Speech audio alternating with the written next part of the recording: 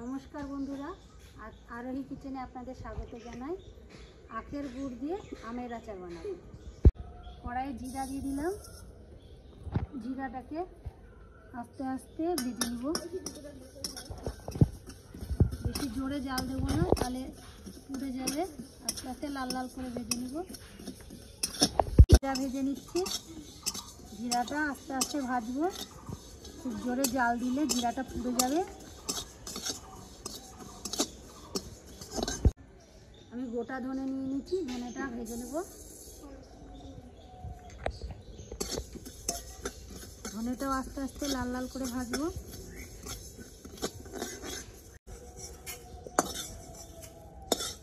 মেথিটা দিয়ে দিব।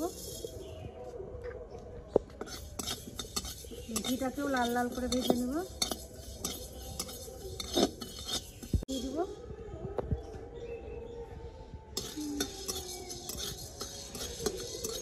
দিয়ে দিলাম।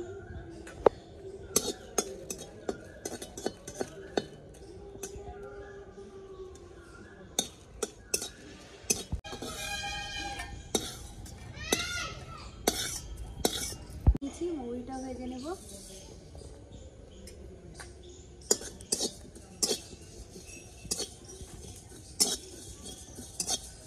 মুড়ি ভাজা হয়ে যাবে, এক্ষুনি গন্ধ হয়ে গেছে। আমের আচার বানানোর জন্য আমি কিছু গোটা মশলা নিয়েছি। ধনে নিয়েছি, মৌরি নিয়েছি, জিরে নিয়েছি, গোলমরিচ নিয়েছি, মেথি নিয়েছি, শুকনো লঙ্কা, হলুদ, লবণ, হলুদ, তেল, চিনি, গুড়, বিট নুন, আম। কড়াইটা গরম হয়ে গেছে ভালো করে। আমি তেল দিয়ে দিলাম প্রথমে।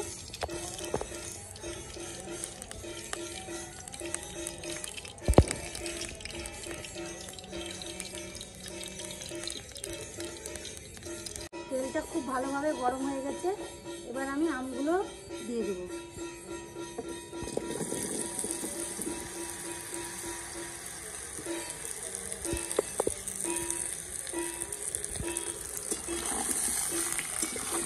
আমটাকে আমি 5 মিনিট মতো ভেজে নিলাম। এবার আমের মধ্যে আমি গুড়টা দিয়ে দেবো।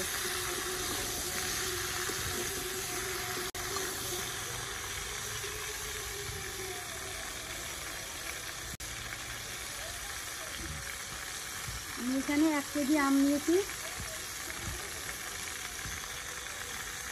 আর গুড় কত নিতে হবে?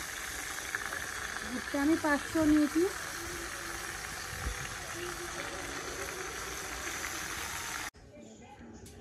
আমি হাফ চা চামচ হলুদ দিয়ে দিলাম।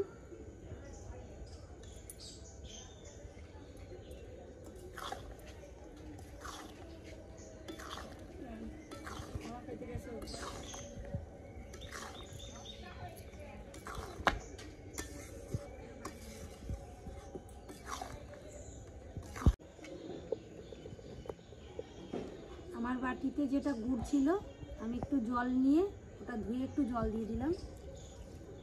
আমটা খুব ভালোভাবে সিদ্ধ হয়ে যাবে তাহলে।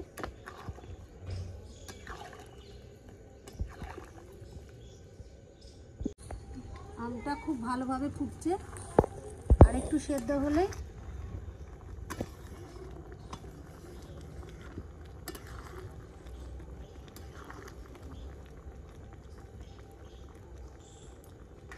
আমার আমের আচারের মধ্যে আমি 50 গ্রাম চিনি নিয়েছি। চিনিটা দিলে কালারটা ভালো আসবে। আবারও নাড়া দিয়ে নিব, যাতে চিনিটা খুব ভালোভাবে গলে যায়। আমি সব গোটা মশলাকে গুঁড়ো করে রেখেছি, দিয়ে দিব।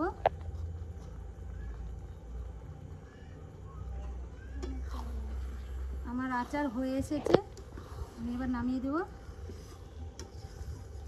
একটু নাড়াচাড়া করে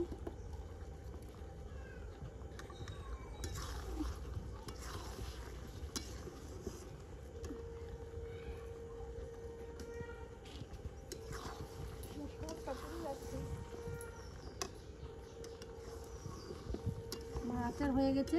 এবার আমি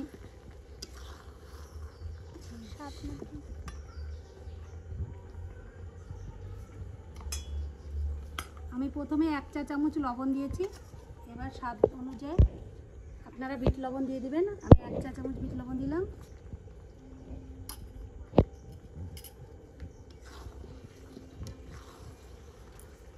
আচারটা খেতে এত ভালো লাগবে, টক ঝাল মিষ্টি। আপনারা 1 বছর রেখে খেতে পারবেন। এইভাবে বানাবেন। বিট লবণটা দিলে আপনাদের হজমও ভালো হবে, কোনো অসুবিধা হবে না। আপনারা এইভাবে আচার বানিয়ে খান।